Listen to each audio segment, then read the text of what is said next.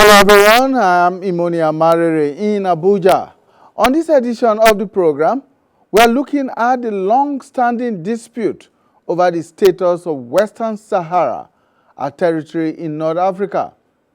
At the heart of one of Africa's longest-running territorial disputes lies the contested status of Western Sahara, a sparsely populated territory but rich in phosphates and with significant geostrategic value along the Atlantic coast. Since Spain's withdrawal in 1975, the region has been claimed by Morocco and simultaneously championed for independence by the Polisario Front, which seeks full sovereignty for the Sahrawi Arab Democratic Republic, SADR. Amid decades of tension, intermittent conflict, and a fragile ceasefire, Morocco has put forward a proposal to the United Nations, a plan for limited autonomy for Western Sahara under Moroccan sovereignty. This proposal, which was first submitted in 2007 and reiterated in various international fora, is positioned by Rabat as a pragmatic and enduring solution that would guarantee regional stability, enable development, and preserve Morocco's territorial integrity. It envisions the Sahrawi people managing their local governance, economy, and cultural affairs, while Morocco retains control over defense, foreign affairs, and national symbols. Now, on the other side of the divide, the Polisario Front, backed by Algeria and several African and Latin American nations, continues to press for a UN-supervised referendum that includes the option of full independence. For the Sahrawi people and their supporters, autonomy falls short of the right to self-determination and represents an imposed solution that fails to address or redress historical grievances.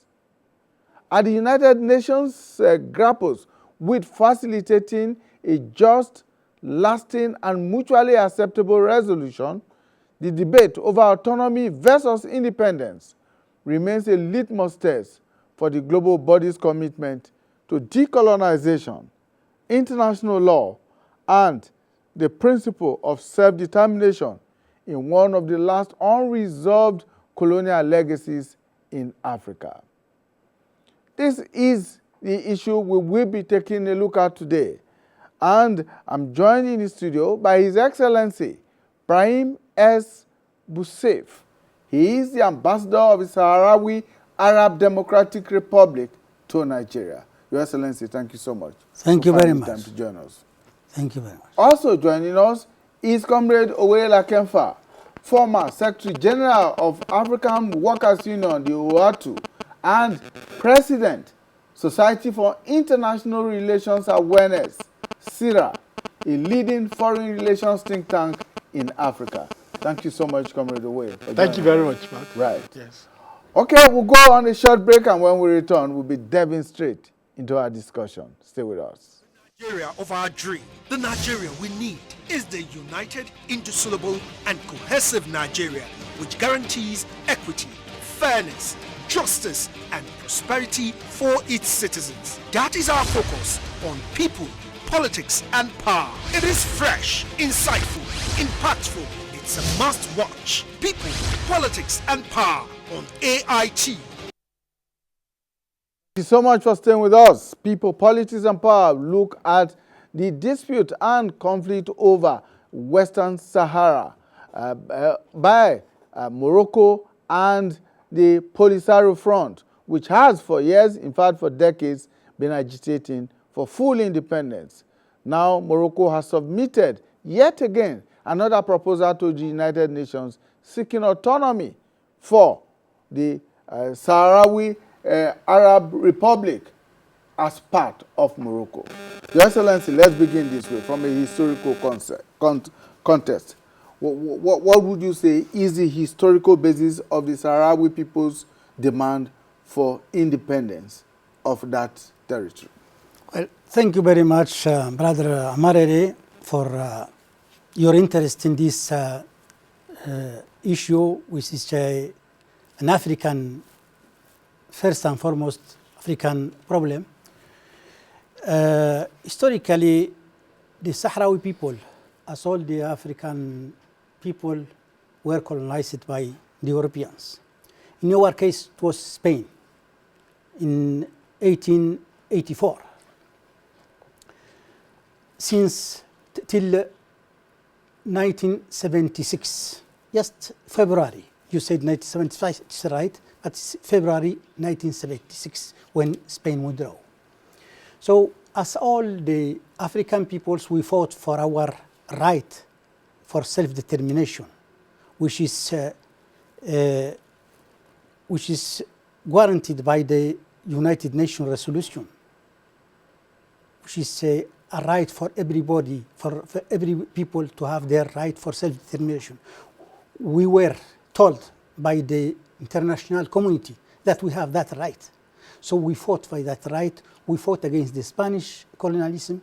We finally, to make a very long story short, in 1975, we made the swap of prisoners of war with the colonizer, Spain, and we were about to gain our independence. But unfortunately, the Spanish government, the then Spanish government, did not fulfill their compromise with the United Nations to decolonize the country. And instead of giving the independence, they sold the country to both Morocco and Mauritania then, because then Mauritania was also claiming the south part of the country. Later on, they relinquished to that, and we have good relation and brotherly relation. So after 16 years of bitter war with Morocco,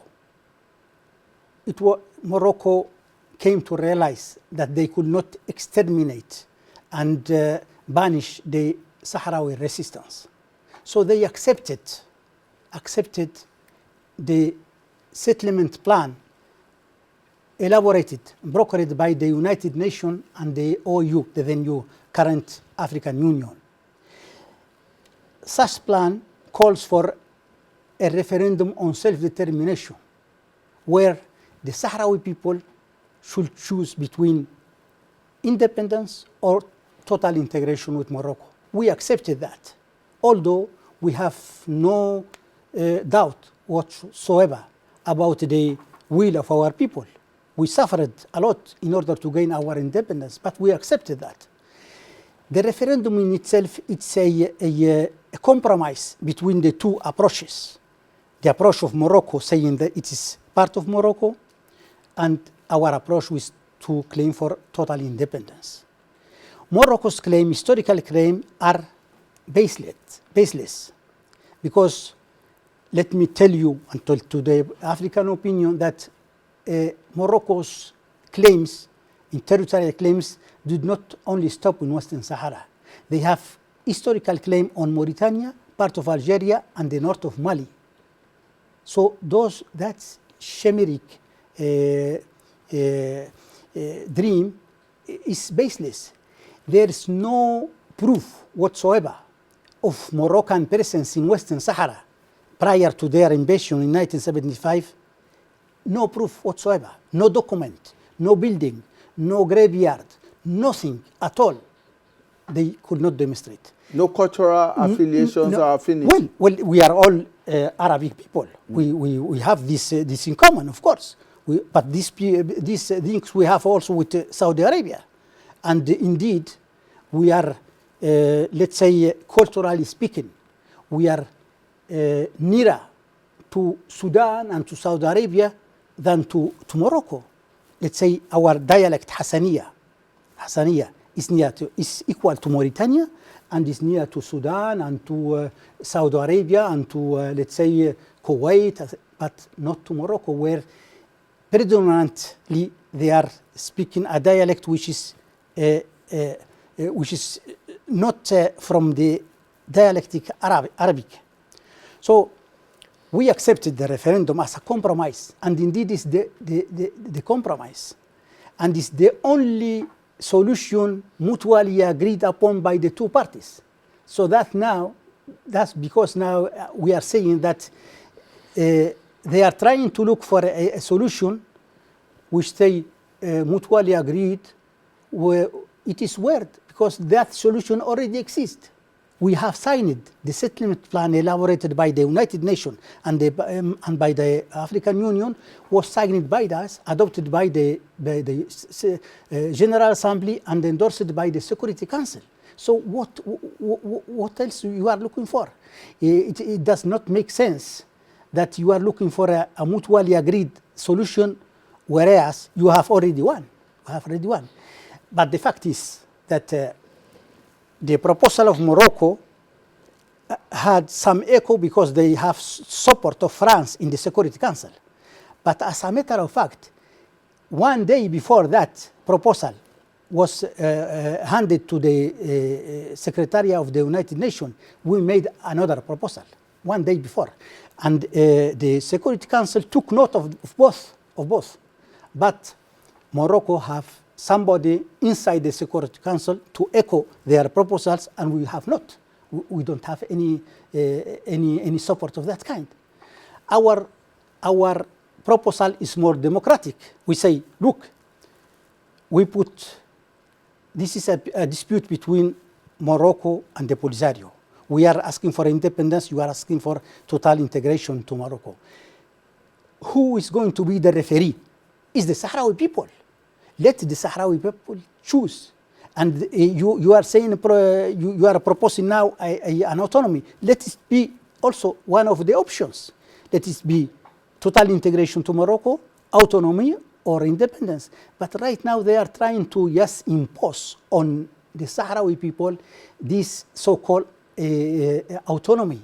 It is not, and they are calling it serious and credible, whereas it's not serious and not credible because, and above all, it's not democratic. You are trying to impose one option, a referendum on one option. You give me to choose, but you give me to choose your choice, nothing else. That is not democratic, and that will never succeed. Any solution imposed upon the Sahrawi people, which have no the Sahrawi people will is doomed to failure. Comrade Way, let me bring you in at this point. Many people think that this dispute, this conflict, was brought about by the inaction or the action of Spain when it was leaving that territory in 1975, 1976. But there again, we had a judgment that was delivered by the International Court of Justice during that same period in 1976, 75, 76. Yes. What was that decision of that International Court of Justice, and why did it not resolve this issue as at that time? The decision of the court was that Morocco and Western Sahara, that they didn't have any historical connections, that Morocco had no connection whatsoever with Western Sahara. And why was it not accepted? It was not accepted because, you see, people tend to look more at the politics, but it has to do more with the monarchy. There's a mental problem, assessment. So you find a country as rich as Morocco, as developed as Morocco with infrastructure, a country that once ran, Spain,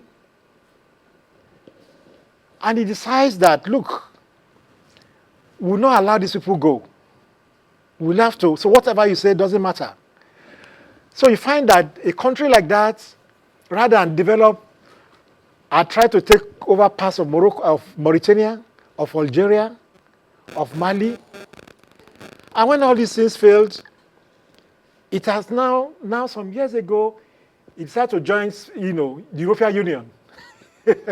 And you know, say you are not in our continent. How can you be? Then he changed and decided to join the economic community of West Africa, say ECOWAS. So at that point, we have to point out and tell Nigeria, you cannot accept this. These people are in North America, I mean Africa. We are in West Africa. They have their own IGAD with Rabat as capital. So why is it not functioning? It's not functioning because Morocco is fighting everybody around it. So if you have to call a meeting, it's only Morocco that will be there. So he decided to join ECOWAS, and we said no, and ECOWAS rejected it. So you had that problem going on, and that's the main thing. Now Spain, don't forget that Spain was under dictatorship from about 1936 under Franco. And so that dictatorship, when they were forced to now leave Western Sahara, rather than just clear-cut independence, and don't forget that Morocco was a colony of France. So when France decolonized, they got their independence. France never colonized Western Sahara. Western Sahara was colonized by Spain, two different territories. I mean, two different colonial masters. Two different. And so rather than accept it, Spain thought of how it can still get use of the material, the resources of Western Sahara. And that's the whole problem. So they said, okay, let's give it to Morocco and Mauritania. One interesting thing, Morocco will say, oh, this is our territory, we will not allow any division. But they allowed it in 1975-76 by dividing the territory with Mauritania. You get it? So if it's their territory, why did they go to divide with Mauritania?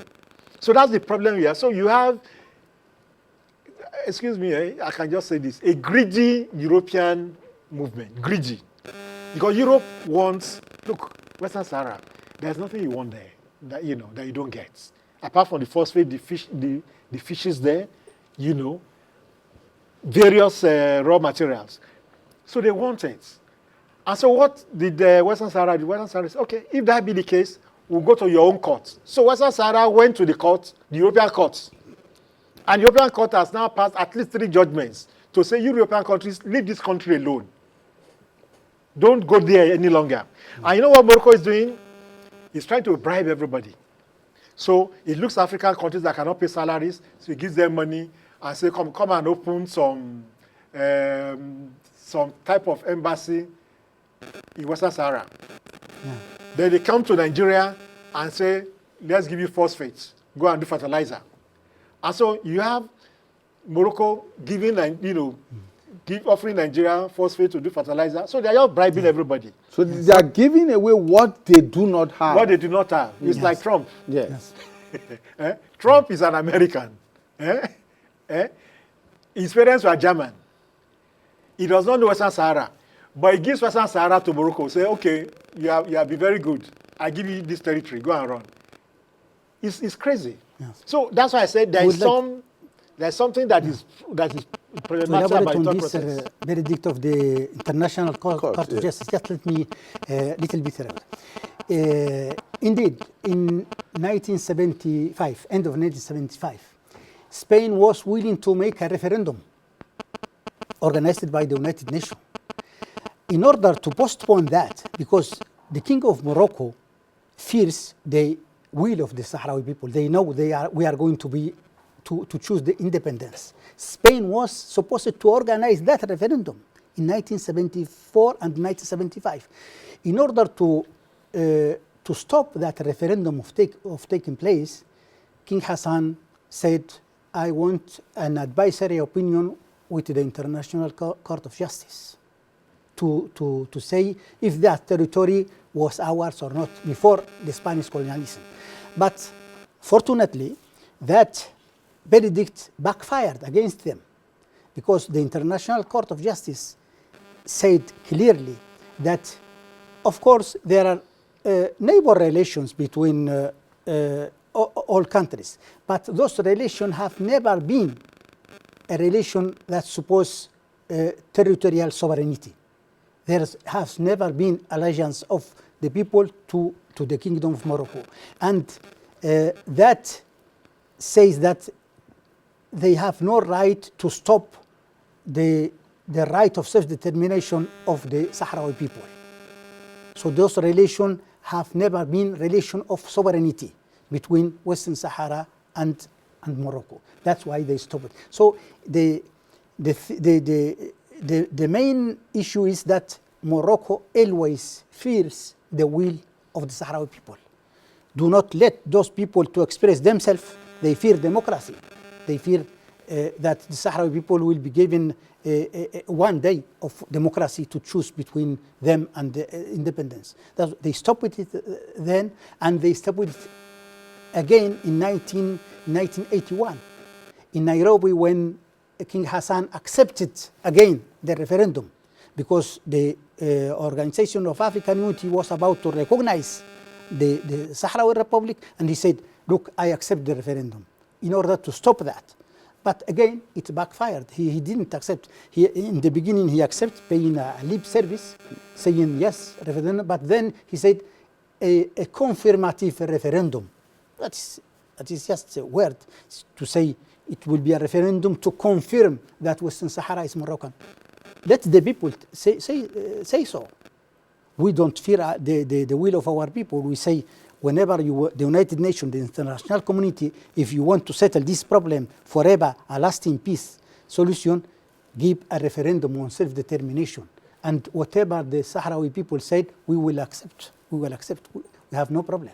But they fear, and the allies of Morocco also, they know that if the Sahrawi people is allowed to express themselves, they will choose independence. That's why they are looking for different ways. This so-called autonomy is yet a flagrant, a blatant way of circumventing the law and ignoring the law. That is. No, like the ambassador said, this ought to be primarily an African problem. Sure. Why has it been difficult, first by the OAU and then the AU now, to resolve this matter once and for all? No, it has not been difficult for the OAU or AU. It's been a clear position they've taken. And they recognized Western Sahara as far back as 1982. In fact, there was going to be a conference of the OAU in Tripoli about that time. And they were going to recognize Western Sahara. And so one of the things they did was for countries to stay back. So for some countries. So it's not been difficult. OAU has taken the position from beginning. And once that decision was taken, Morocco decided to leave OAU. And they left for decades because of Western Sahara. 50 years. Yeah, okay. So when we then transited from OAU to AU, and Western Sahara was one of the constitutive, countries, Morocco agreed to come back, decided to come back. And so the only thing the OAU or AU has not done is to invade Morocco and force, it to abandon this. That's the only thing it has not done. But it has done everything. That is why there are 55 African countries, not 54.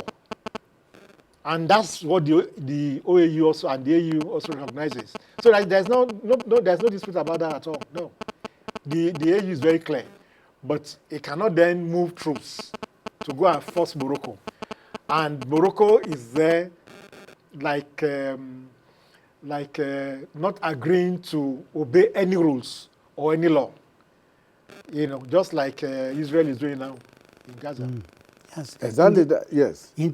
Concerning the African Union, of course, this is an African issue and should be first and foremost treated by the African Union. But Morocco is not willing to do so. So Morocco wanted to divert the issue to the Security Council, where he have strong allies inside the Security Council. That's why. And in fact, Morocco has always seen with contempt and disdain the African continent and African solution. When they left in 1984, when we integrated the African Union, the Organization of African Union, he left and slammed the door and saying with contempt that these conferences, African conferences, are just a ceremonies of drum ceremonies, tam-tam ceremonies. He said that with disdain and contempt. And in fact, the African Union was a part of the settlement plan, and in the mission established by the Security Council, which is called MINURSO, which is Spanish acronym for United Nations Mission for the Referendum in Western Sahara. There was a integrant part of African observers, African personnel of the African Union, and they were expelled by Morocco like that. They were expelled till today. They expelled them, and he's not willing them to return. So he don't want Africa to be there. He expelled the African part of the MINURSO. Right now there is no African part. They were there, the African observers. I myself, I went as a part of the identification commission of the United Nations to identify the voters for the referendum, and there were African observers also of the OU. So he expelled all of them, and he's not willing to let them return to MINURSO. So now, how has Algeria and Mauritania's position influenced the regional dynamics in the resolution of this dispute, of this conflict?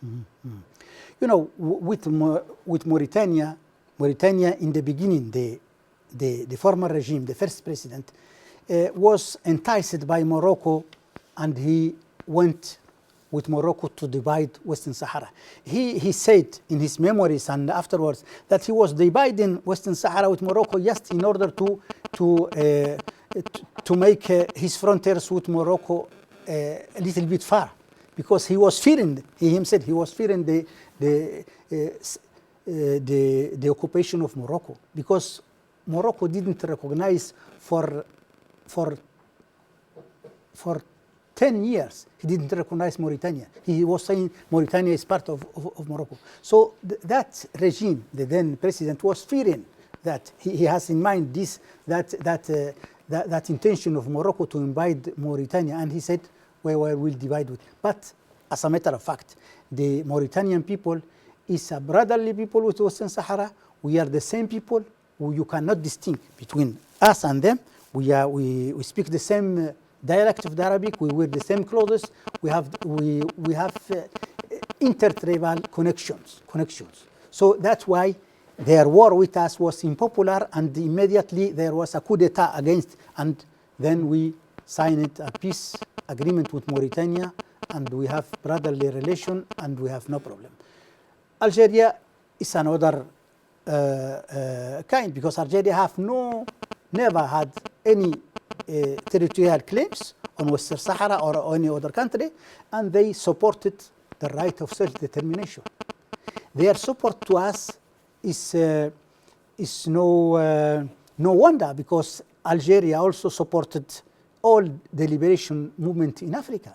They supported the ANC, they supported the Frelimo, they supported the MPLA in Angola. So that's their policy, their foreign policy is based on self-determination, because they themselves, they have won their independence by fighting against the French colonialism, and they have won their self-determination. So Algeria has always supported our struggle, and still supported. We are very grateful for that support. On the other hand, the Arab countries, what role have they been playing? Because from what His Excellency has explained, the Sahrawi people have cultural affinity with the Arab nations of the world. What have been their role in this agitation, in this struggle for independence over these many decades? Yeah. They are like any other group. Once you want independence, once you want freedom, you don't have a choice, really. And so you may merely add more to your problems by going to support some other group that is not making any sense. Look, the Moroccan thing is not making sense at all. Let me give you an example. Look, if we are Nigerians, if you say I'm a Nigerian, and I come from abroad, I travel from abroad, and I land in Nigeria, will you expel me? You get it? You will not. But that's what Morocco has been doing. You say Western Sahara is part of you, then a woman comes from Nigeria, after visiting Nigeria and US, called Aminatu Aida. She arrives at the airport. And you expel her. And where do you expel her to? Spain. So can you expel your own citizen? And so it's a madness. So the countries, including European countries, Arab countries, that support Morocco is for the money they can get from them. It's for the resources. And for Morocco, what do you pay for it? You are seizing people's territory and giving out their resources. So for you, it doesn't make any difference. You get it? So there's no, I think, except for that, there's no reason why any country will support Morocco. And that reason why Morocco is supported in any case is that some countries see the Polisario as being a radical organization that will not allow its territory to be used for other purposes. They are independent. But they see Morocco as being, subservient and will accept anything. So that's part of, for the United States, for instance, that's their problem. And then they continue to carry out propaganda to tell different stories. For instance, this autonomy plan we're talking about, you just hear France supports Morocco, Britain supports Morocco. These people have supported Morocco for over 30, 40 years on Western Sahara, so it's nothing new. But just this propaganda to say, they're not getting support. No, you don't get support for what you have been getting support for over 40, 50 years. And so, for us, as Africans, the Moroccans are good. I've been to Morocco a number of times. You get it? But the problem is that there's no democracy, there's no freedom, there's just the monarchy that is imposing itself on people. And so, it's part of our own, development and all these things to get democracy to start in Morocco. Because once you continue to have the king, if you look at the protests Moroccans have been having also against, because they have serious problems. And what will the man do? He simply sends, soldiers to take over the streets and, deal with anybody on the streets. And so even for us as Africans, we're endangered by the monarchy in Morocco. Yeah. Just a little bit to elaborate on that. In fact, Morocco is enticing some countries, sharing them the plunder of our resources. Western Sahara is a very rich country in natural resources. Instead of becoming a blessing, that is really a curse for us, because Morocco is compromising people, giving them facilities to exploit those resources, fisheries and phosphato and a lot of other mineral resources. So he's enticing them, compromising them. Let's just recognize my occupation of this country, and I will facilitate to you the exploitation of such and such resources.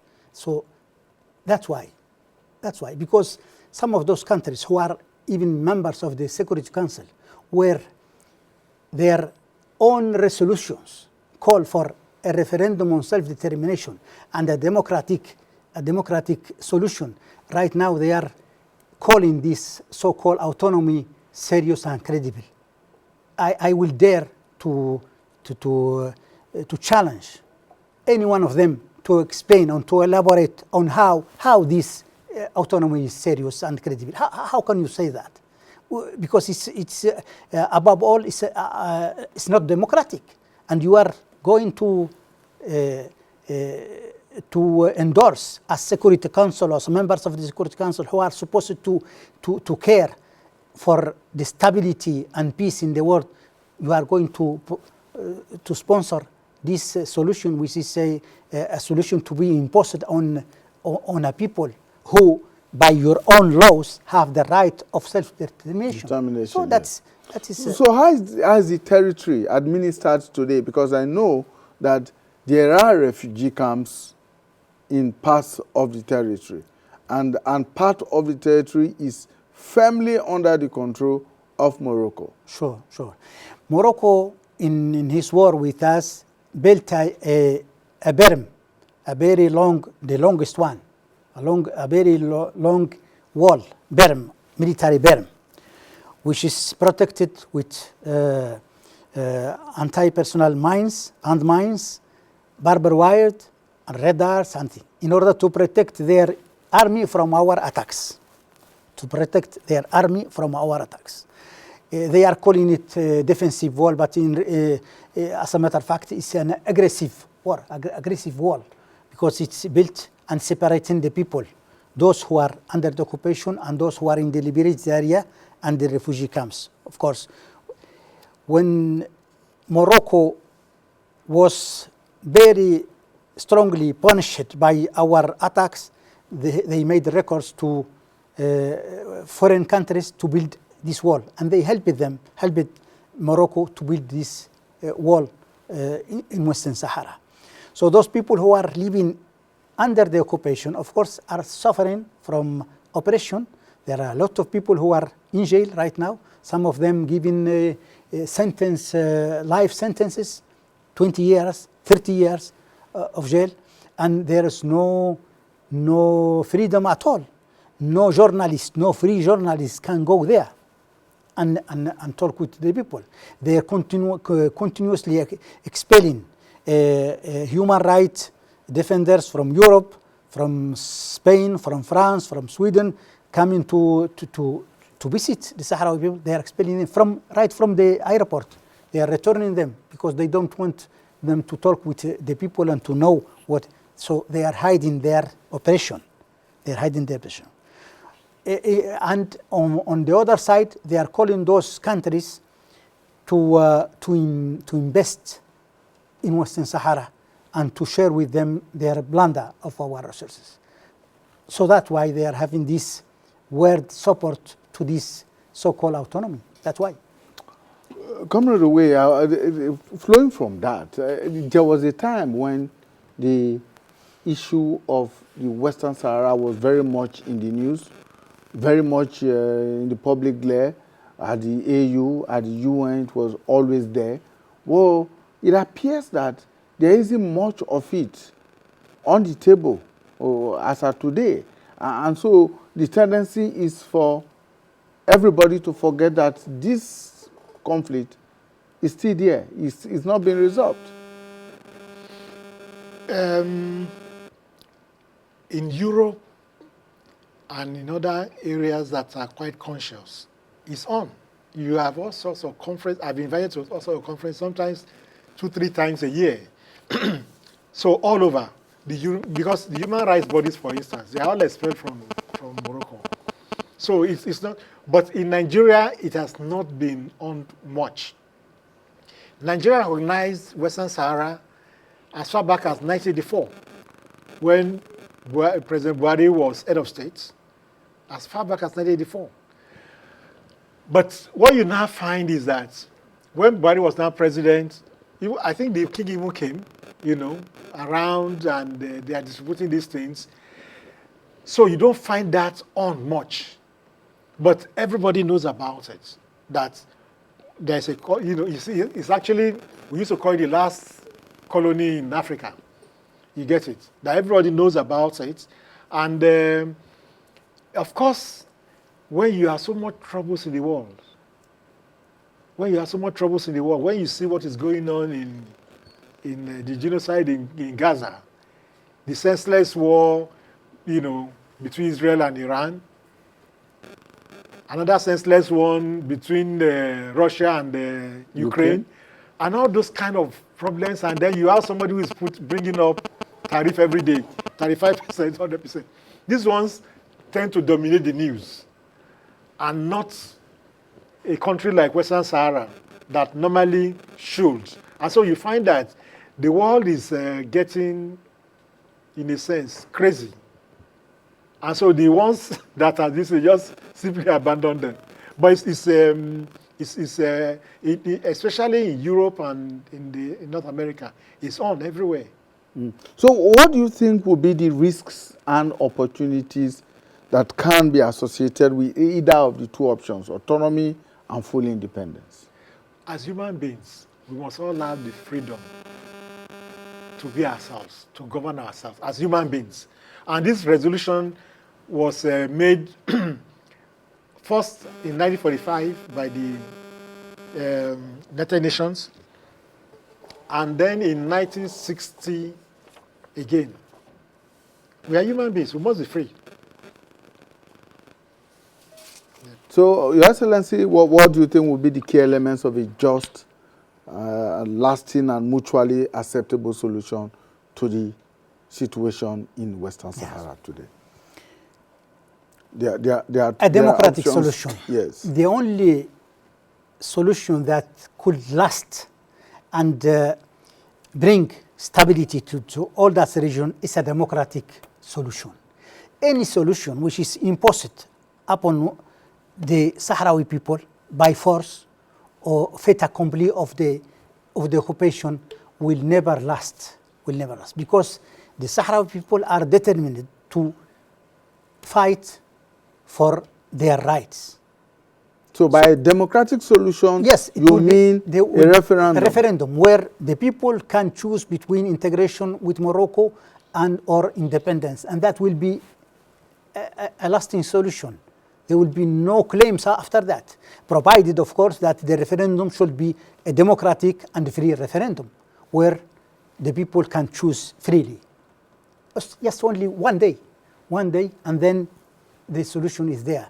But the fact is they fear the will of our people, and they want to change the rules of the game and impose a one solution. That is not democratic and will never last and will never bring a lasting solution. Never. Can there be a hybrid or a phased approach, say from autonomy to full independence? Is that a possibility? Can you or can the Polisario Front and the Sahrawi people consider that as a solution? That approach could be envisaged with a democratic country. Morocco is not a democratic country. It's an absolute regime where there's no freedom, no liberty. No, that's solution. You can look for that solution in a democratic country but not with Morocco. No, that's impossible. The only solution is one solution that gives independence or gives total integration. And the referee on that should be the Sahrawi people, because the international law gives the Sahrawi people the right of self-determination. So I don't know how those countries who are right now making a communique with Morocco and saying the autonomy is the only solution and it's reliable and it's feasible and it's practical. How can you elaborate on that?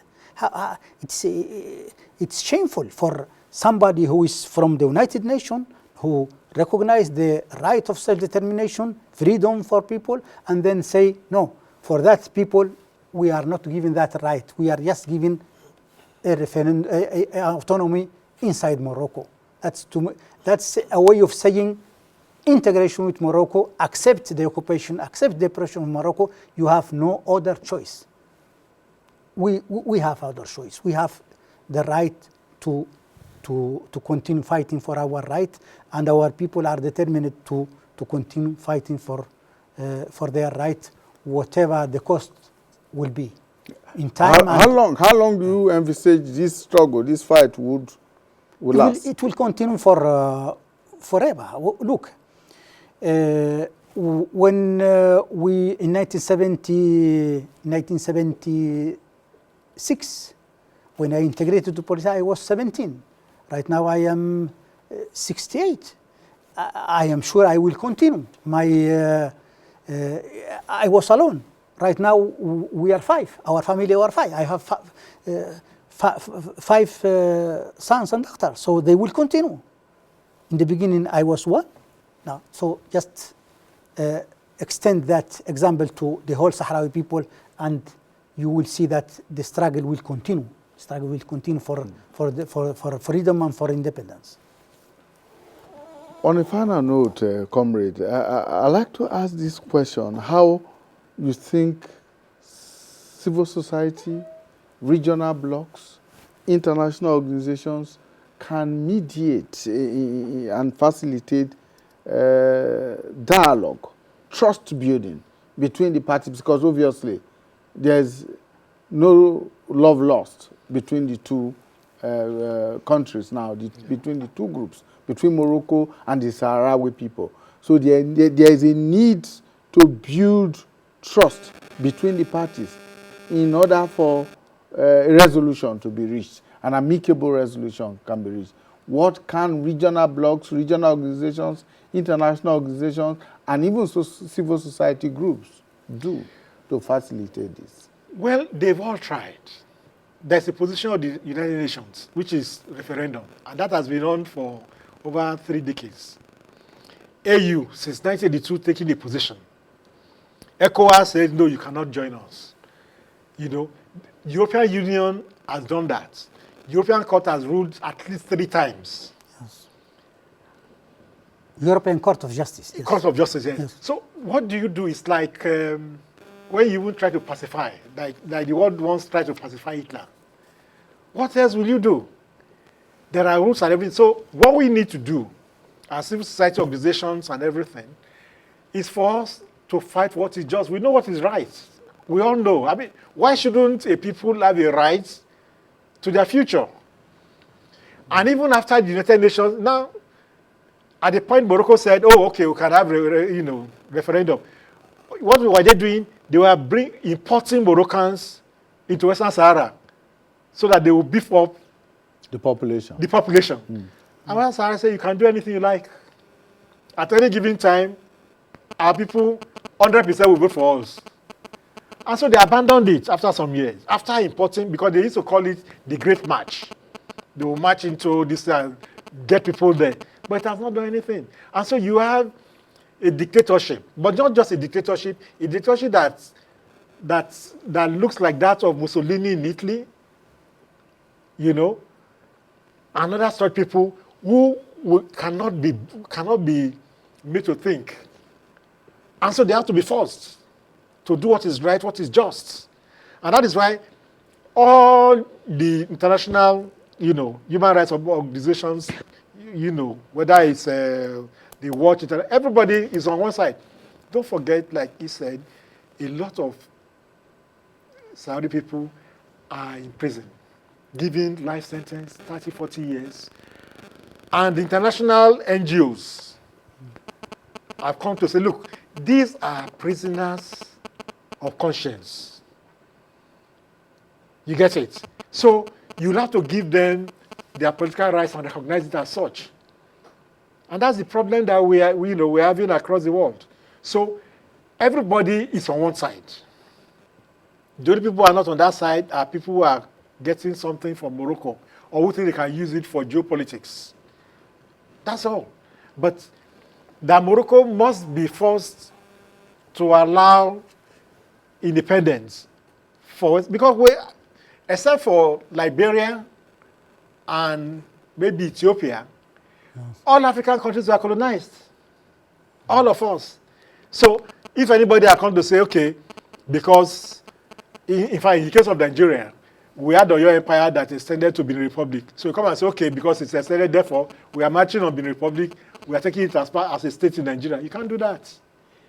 Even Trump, with all his tantrums, cannot march on Canada, even when he says he's the 54th state of America, and calls the president the governor. He cannot. So why would you, and that's the only country that has done that is doing that now. Every colony is supposed to be decolonized. Mm-hmm. Just an final note. Very quickly. To say that when the United Nations and the African Union brokered the ceasefire in 1991, we were having the upper hand in attacking Morocco. And we had more than 4,000 war prisoners of Morocco, for the Moroccan army. So I want to say that the only solution that could guarantee a lasting peace, stability in the whole region is a democratic one. There's no peace, no stability without respecting the will of the Sahrawi people. It will be that will never take place, happen. So you don't see an armed solution? armed solution? No. You don't see armed struggle. Armed struggle that will resolve in a resolution. No. The democratic option is what you go for. Both Morocco and us realized that we could not have a military victory. That's why they accepted the referendum and the ceasefire, and we accepted it. But later on, they reneged of their commitment, and they are right now trying to impose a military solution because they have this advantage of drones and have the support of some countries. But that will not be always like that. We will deal with that in time. Thank you so much. His Excellency Brahim S. Busaif is the ambassador of the Sahara Arab Democratic Republic, SADR, to Nigeria. Thank you so much for your time. Thank you very much. And of course, he's been joined by Comrade Owela Kemfa, President, Society for International Relations Awareness. SIRA is a leading foreign relations think tank in Africa, and he's also the former Secretary General of the African Workers Union, OATU. Thank you so much for your time. Thank you very much. Well, that's our program for today. Please join us again when we bring you a fresh edition of People, Politics, and Power. Bye for now.